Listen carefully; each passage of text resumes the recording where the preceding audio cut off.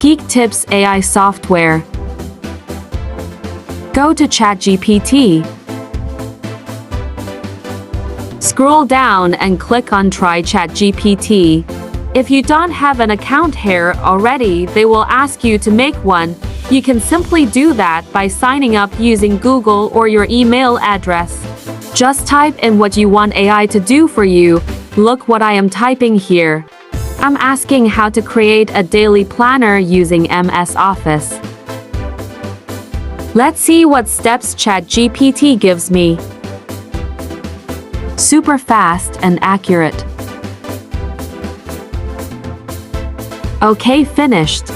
Now providing me an alternative way of creating a daily planner using MS Excel. So it provided me an additional answer. Okay, now this was my favorite part.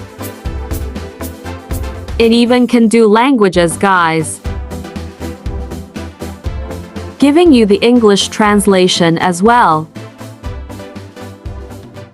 Try ChatGPT.